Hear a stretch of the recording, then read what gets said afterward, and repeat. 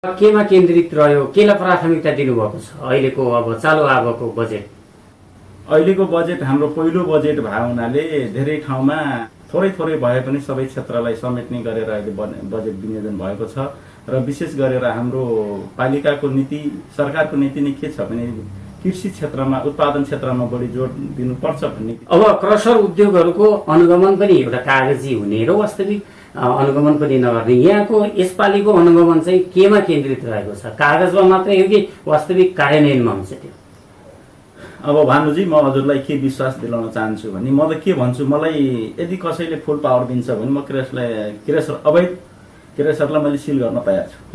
मलाई एकातिर फेरि आफू नियमन पनि गर्ने, अर्कोतिर फेरि उत्खनन पनि आफै गर्ने हो भने त यो दुई चरित्र जस्तो देखियो। फेरि साँच्चै भन्दा त्यो यदि मैले गरेकै भए त्यो दुई चरित्र नै हो। केही जनताहरूबाट केही ठाउँबाट धेरै खाल्टाखुल्टी भएर असहज भयो, विद्यार्थीलाई जान आउन, गाडी आउन जान असहज भयो, यहाँ चाहिँ खाल्टाखुल्टी भरिदिनु पर्यो भनेर माग भइआए अनुसार मैले यो इलाका परिषदसँग समन्वय गरेर मैले आफ्नो गाडी नम्बरसम्म टिपाएर मैले अब एक दुई ठाउँमा त्यो छवि गिट्टी खसाल्न खोजेको हो, खसालेको पनि हो। र त्यसै सन्दर्भमा एकजनाले मेरो गाडी त्यही क्रममा दुहानी गर्ने क्रममा एकजनाले मेरो गाडी पक्राउनु भयो र उहाँले एउटा रिसिभीको कारणै भन्छु म, उहाँको पहिले मैले दुई तीनचोटि गाडी पक्रेर थानालाई बुझाइसके अवस्था हो। त्यो कारणले गर्दाखेरि मेरो अलिकति बदनाम गर्ने नेत, चरित्र हत्या गर्ने।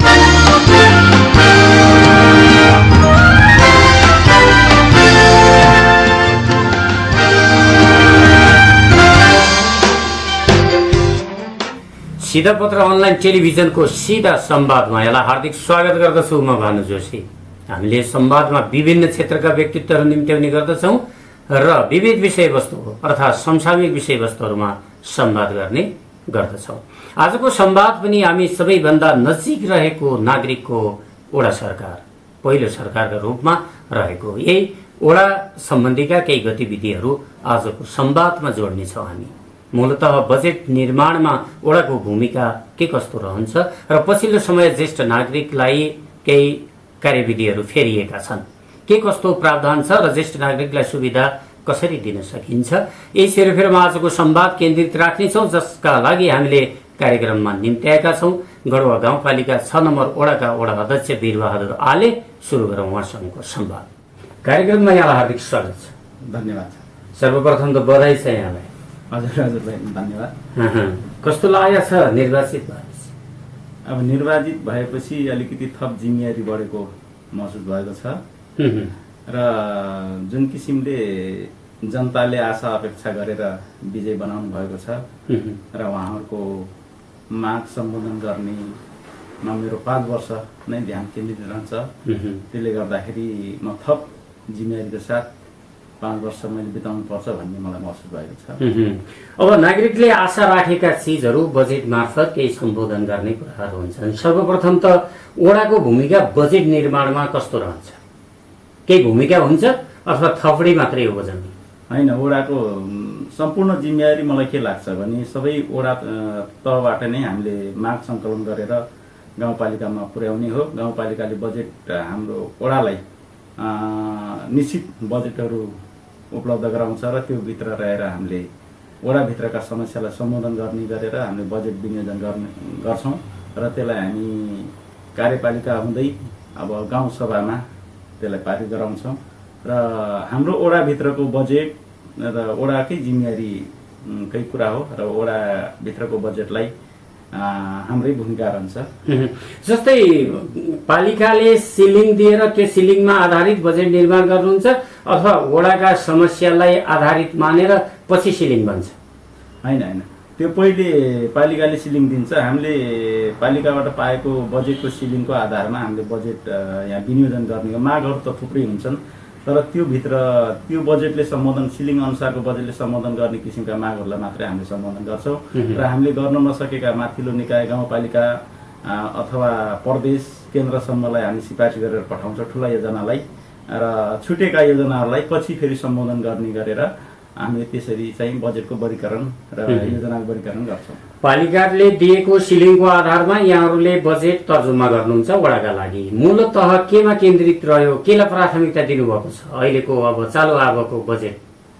वडाका लागि अहिलेको बजेट हाम्रो पहिलो बजेट भएको हुनाले धेरै ठाउँमा धेरैले आशा अपेक्षा गरेको कारण हामी चुनावी दौरानमा धेरै ठाउँमा गएर प्रतिबद्धता गरेका हाम्रा योजनाहरू पनि छन्, उहाँहरूको मागहरू पनि छन् र अहिले सबैलाई समेट्नुपर्छ भन्ने मान्यताको साथ थोरै थोरै भए पनि सबै क्षेत्रलाई समेट्ने गरेर अहिले बजेट विनियोजन भएको छ र विशेष गरेर हाम्रो पालिकाको नीति, सरकारको नीति नै के छ भने कृषि क्षेत्रमा, उत्पादन क्षेत्रमा बढी जोड दिनुपर्छ भन्ने किसिमले बजेट त्यसरी अब केन्द्रदेखि नै त्यही किसिमले बजेट विनियोजन भएको देखिन्छ र पालिकाको पनि अहिले कृषि क्षेत्रलाई बढी फोकस गरेर र उत्पादन क्षेत्रमा बढी लगानी गर्ने उद्देश्यका साथ बजेट केन्द्रित भएको छ भन्ने लाग्छ मलाई। र वडाको हकमा सानातिना बजेटहरू बढीमा 4-5 लाखसम्मका बजेटहरू हामीले वडाबाट सम्बोधन गरेका छौँ र कृषि क्षेत्रका लागि कृषि क्षेत्रको लागि अहिले पालिका स्तरकै बजेट छ। वडाले कृषिमा छुट्याउनु परेन, वडाले कृषिमा छुट्याउनु परेन। अब कृषि क्षेत्रमा छुट्याउने हामीले एउटा ठुलो योजनाको साथ हामी जानु पर्ने छ। कृषिमा लगानी गर्नलाई एउटा भनौँ उत्पादनमूलक प्रभावकारी योजनाहरू तय गरेर जानुपर्ने भए हुँदा हामी 1-2 लाखले हामीले कृषिलाई खासै केही गर्न नसकिने वडाको। मूलतः पालिकाले कृषि क्षेत्रमा केलाई बढी फोकस गरेको छ? उत्पादन क्षेत्र, जस्तै सागसब्जी भयो, अब खेती भनौँ सब्जी खेतीका कुराहरू भए, अरू खेतीहरू बालीनालीका कुराहरू भए र यो मासुजन्य पदार्थहरू जस्तै पशु पन्छीमा अब इत्यादिमा बढी फोकस गरेको अवस्था छ र समूहगत एउटा समूह दर्ता गरेर त्यसमा चाहिँ लगानी गर्ने हाम्रो उद्देश्य रहेको छ। समूह गठन गरेर समूहमा लगानी गर्ने उद्देश्य भन्नुभएको छ। समूह गठन गर्ने बित्तिकै के हुन्छ? यान्त्रिक तिनीहरूलाई सुविधा दिनुहुन्छ कि मेसिन औजारका कुराहरू हुन्छन् कि अब जहिले पनि मल त पाउन्न किसानले समयमा? त्यो त राष्ट्रिय समस्या भइगयो। यो न वडाले समाधान गर्न सक्छ न पालिकाले, त्यो राष्ट्रले गर्ने चिज, सङ्घीय सरकारले गर्ने चिज भयो। यद्यपि यहाँ यान्त्रिकरण गर्ने मेसिनहरूमा पनि अब जस्तै समूह गठन गरेर आयो भने मेसिनमा लगानी लाउने कि अथवा साक्लाबन्दी सिस्टम गरेर अलिक ठुलो गरेर त्यसलाई बेमौसमी तरकारी खेती अथवा केमा चाहिँ लगानी लाउने खास फोकस केन्द्रित? कृषि सम्बन्धी कृषकहरूलाई चाहिने आवश्यक पर्ने सामग्रीहरू, अब यन्त्रकै कुरा भनौँ जोत्नका लागि अब मेसिनहरू औजारहरू चाहिने, यसमा अहिले पनि 50% अनुदानमा त दिइरहेको अवस्था छ। तर हामी त्यो अवस्थामा यदि समूहगत कोही अब समूह दर्ता गरेर नै कोही कृषकहरू एउटा आउनुभयो भने एकदमै विपन्न कृषकहरू हुनुहुन्छ भने उहाँहरूलाई त्यो निःशुल्क पनि दिन सकिन्छ। त्यो हामीले गर्ने कुरा हो। अब निःशुल्क अनुदानको रूपमा पनि उहाँहरूलाई ती सामानहरू उपलब्ध गराउने, बिउ बिजनका कुराहरू हामीले अहिले बिउ पनि हामी आफै उत्पादन गर्ने, कृषकहरूलाई बिउ उत्पादन गर्नतिर एउटा जोड गर्न। किसानले उत्पादन गरेको बिउ वर्णशंकर प्रजातिसित म्याच खान सक्छ अथवा त्यसको कम्पिटिसनमा जान सक्छ? होइन, यस्तो छ। अब उत्पादन भन्नाले अहिले नयाँ प्रजातिका बिउहरू नै उत्पादन गर्ने हामीले, त्यसलाई हामीले आफूले प्रयोग गर्ने मात्रै नभएर बाहिर बिक्री वितरण गर्ने उद्देश्यका साथ हामीले त्यो किसानले उत्पादन गर्दा वर्णशंकर नै उत्पादन गर्छ कि अथवा परम्परागत रैथानी बिउ बिजनलाई यहाँहरूले मान्यता दिनु? अब रैथानी बिउ बिजनको अब यहाँ सम्भाव्यता कति के छ, त्यसले कतिको उत्पादन दिन सकिन्छ भने अहिलेको यो जलवायु परिवर्तनको एउटा असरले पनि अब यी पुराना बिउ जातका अब ती प्रजातिका अन्नबालीहरू अहिले लोप भइसकेको अवस्था पनि छ र ती हुने सम्भावना पनि देखिन्छ। अलिक फल्दैन भन्ने किसानमा पर्याय पनि छ। अब कृषि क्षेत्रका कुराहरू भए, अरू क्षेत्रमा पनि बजेटको प्राथमिकरण गर्नुभएको होला। ज्येष्ठ नागरिकलाई केही सुविधा दिने भनेर पछिल्लो कार्यविधि तय गरेको छ नेपाल सरकारले, सङ्घीय सरकारले। त्यो कार्यविधि तपाईँ कहाँ आइपुगेको छ कि छैन? त्यसलाई थप प्रभावकारी बनाउनु वडाको भूमिका के हुन्छ? कार्यविधि ज्येष्ठ नागरिकको ठ्याक्कै हामी कहाँ आइपुगेका छैन। अझै र प्रभावकारी भन्ने कुरा त यहाँको समस्यालाई मध्यनजर गरेर हामीले नै ज्येष्ठ नागरिकलाई कसरी सुविधा दिनुपर्छ। जस्तै अब परिचय पत्र नवीकरणका कुराहरू छ, चौमासिक भत्तालाई फेरि त्रिमासिकमा भनेको छ, 68 वर्षमा त्यसलाई झारेको भन्ने कुराहरू छ। र अब परिचय पत्र नवीकरणको क्रममा अशक्त असहाय कसैको गार्जियनै नभएको अवस्था होला, कोही अब हिँड्नै नसक्ने अटो इत्यादि चिजमा राख्ने र त्यो सम्भावना पनि नरहने होला, त्यस्तोलाई नवीकरण गर्नका निमित्त वडाले के गर्छ? अब त्यस्ता व्यक्तिहरूलाई नवीकरण गर्नको लागि अशक्त व्यक्तिहरूलाई हामी घरमै गएर पनि गर्न सक्छौँ। हाम्रो उद्देश्य के रहनेछ भने यहाँका जनताका मागहरूलाई उहाँहरूकै अनुकूल हामीले सुविधा दिनुपर्छ जस्तो मलाई लाग्छ। र बाँकी बैङ्कका खाताहरूका कुराहरू छन्, अब अलिकति सहज तरिकाले भुक्तानी हुन सक्ने, उहाँहरूलाई सेवा लिने बेला अब त्यो बैङ्कबाट सेवा लिने बेला जुन किसिमको अहिले म यहाँ बैङ्कमा देखिरहेको छु थुप्रै बैङ्कहरू, उनीहरूको अब उहाँहरू लाइन लाग्नुपर्ने, लाइन पनि रोडमा लाग्नुपर्ने, बैङ्कको आफ्नै स्पेस नभएको ठाउँ नभएका बैङ्कहरू छन् यहाँ, र केही बैङ्क माथिल्लो तलामा भएका सिँढी भर्याङ चढेर जानुपर्ने इत्यादि समस्याहरू हामीले देखिरहेको समस्या हो। अब यसलाई समाधान गर्ने उद्देश्यले मैले त्यो किसिम सबै मापदण्डहरू पुगेका सुविधा सम्पन्न बैङ्कहरूको खोजी, बैङ्कहरूमा उहाँहरूको खाता सञ्चालन गर्ने र त्यो बैङ्कबाट सेवा सुविधा दिने मैले एउटा मनसाय बनाएको छु। र बाँकी अब खाता खोल्ने सन्दर्भमा पनि बैङ्कलाई तपाईँहरू घर घरै गएर खाता खोलिदिनुहोस् भन्ने किसिमले पनि मैले निर्देशन गरेको छु। र जहाँसम्म वृद्धहरूलाई, अपाङ्ग अशक्तहरूलाई उहाँहरूबाट आउने गुनासोलाई हामीले सम्बोधन गर्नुपर्छ। जसरी हुन्छ सुविधा दिनुहुन्छ, हजुर, सक्दो सुविधा यहाँले घरै गएर पनि दिनुहुन्छ। अब यहाँले पछिल्लो समय अब उत्खनन र क्रसर उद्योगहरू पनि यसो अनुगमन गर्दै हुनुहुन्छ भन्ने पनि सुनिएको छ। र सर्वप्रथम यहाँ फेरि यहाँको ट्र्याक्टर आफै पनि उत्खननमा लागेको, घर निर्माण गर्ने ठाउँमा यहाँको ट्र्याक्टरले फेरि नदीजन्य पदार्थहरू ओसार पसार गरेको भन्ने पनि सार्वजनिक भए कुराहरू, यसमा कतिको सत्यता छ? साँच्चै यहाँ पनि एकातिर फेरि आफू नियमनकारी पनि नियमन पनि गर्ने, अर्कोतिर फेरि उत्खनन पनि आफै गर्ने हो भने त यो दुई चरित्र जस्तो देखियो। फेरि साँच्चै भन्दा त्यो यदि मैले गरेकै भए त्यो दुई चरित्र नै हो। तर केही स्थानमा जनताका मागहरू, म के भन्छु भने यहाँका प्राकृतिक स्रोतहरूको संरक्षण गर्ने पनि हाम्रो जिम्मेवारी हो, यहाँका जनताहरूका समस्याहरूलाई समाधान गर्ने पनि हाम्रो जिम्मेवारी हो। अब केही जनताहरूबाट केही ठाउँबाट धेरै खाल्टाखुल्टी भएर असहज भयो, विद्यार्थीलाई जान आउन, गाडी आउन जान असहज भयो, यहाँ चाहिँ खाल्टाखुल्टी भरिदिन पर्यो भनेर माग भइआए अनुसार मैले यो इलाका परिषदसँग समन्वय गरेर मैले आफ्नो गाडी नम्बरसम्म टिपाएर मैले अब एक दुई ठाउँमा त्यो छपी गिट्टी खसाल्न खोजेको हो, खसालेको पनि हो।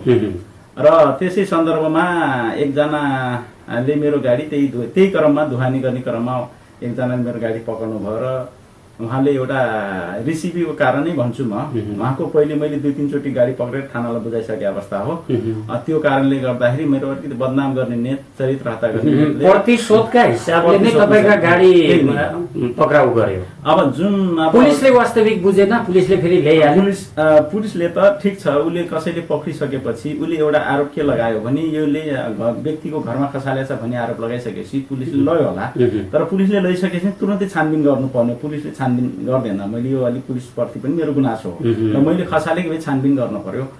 तर मैले वास्तवमा उसले जुन किसिमको मेरो बदनाम गर्ने नेतले एक ठाउँको गिट्टी र मेरो ट्र्याक्टरलाई जोडेर जुन किसिमको एउटा फोटो पोस्ट गरेर मेरो अब सामाजिक सञ्जालमा उसले अब एक किसिमले भाइरल बनाइदियो र म अलिकति व्यापक मेरो चर्चा पनि आयो भयो।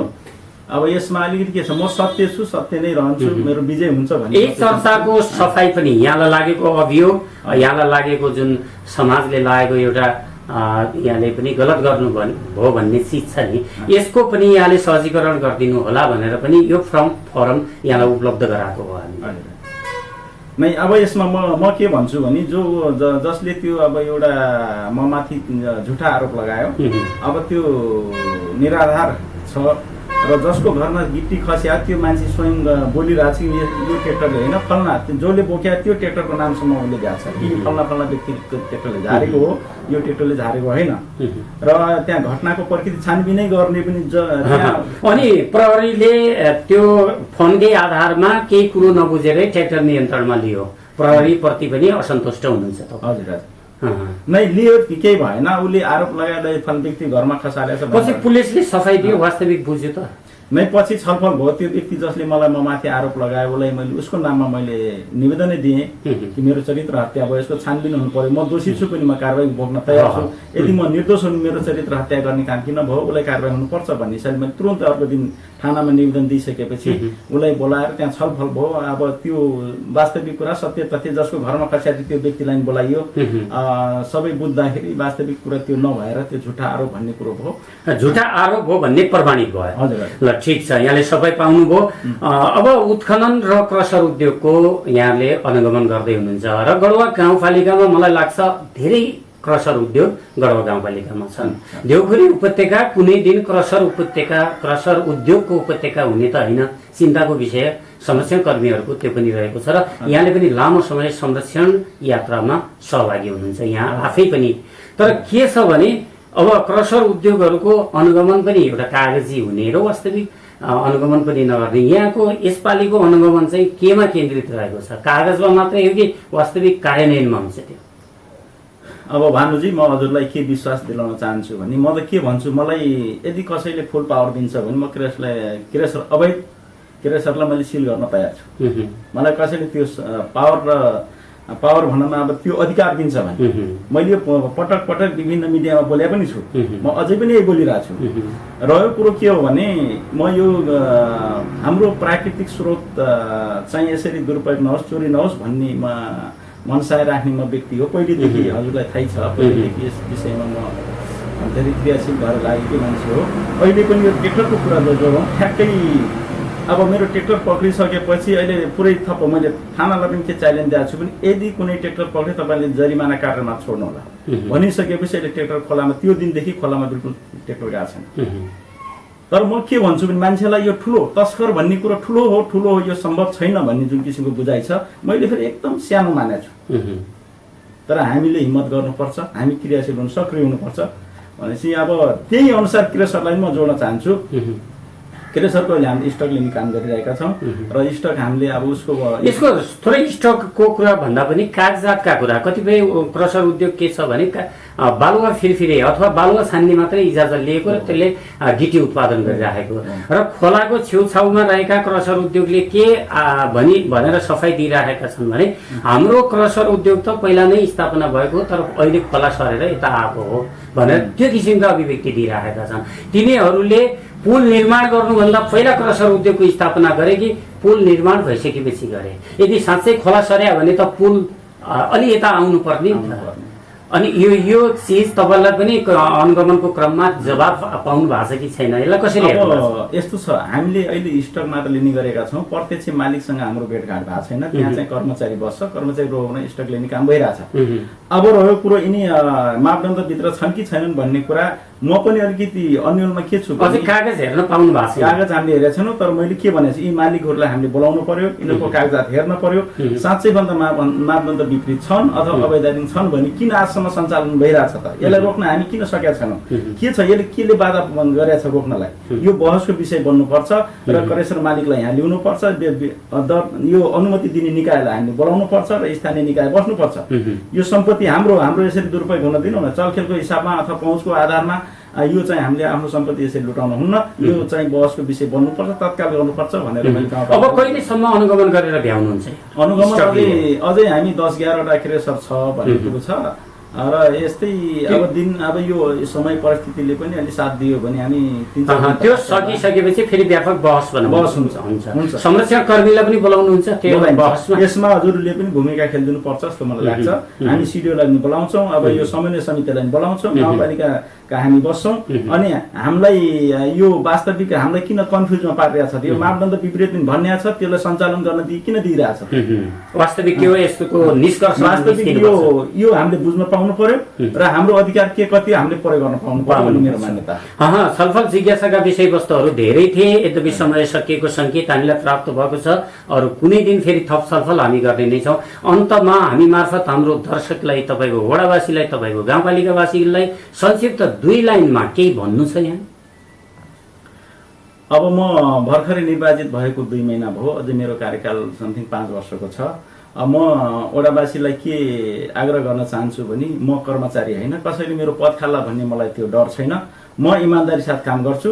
काम गर्ने क्रममा मैले अनियमित काम कसैले गर्छ पनि मैले छोड्दैन र चाहे मेरो मान्छे किन नहोस्, चाहे पावरवाला किन नहोस्, चाहे म अब पार्टीको होस् अथवा पहुँचवाला होस्, त्योसँग म डराउँदैन। यिनी यो मैले काम गर्ने क्रममा यो ठाउँको विकास गर्नुपर्छ, यो ठाउँको स्रोत साधनलाई सही सदुपयोग हुनुपर्छ भन्ने मेरो मान्यता हो।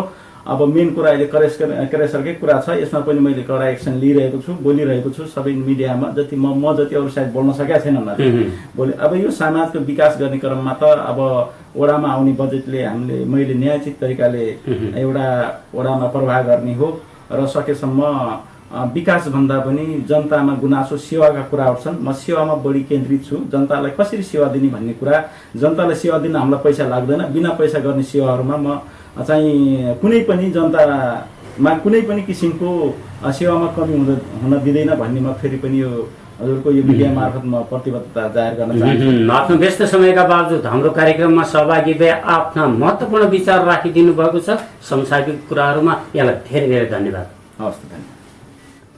आजको संवाद यही सकिन्छ। हामी अर्को संवादको साथमा उपस्थित हुने नै छौँ। त्यतिन्जेलसम्मका लागि सहकर्मी मित्र मेघमान बुढाका साथमा भानु जोशी पनि आज्ञा चाहन्छु। सिधा पत्र अनलाइन टेलिभिजन हेर्दै गर्नुहोला। नमस्कार।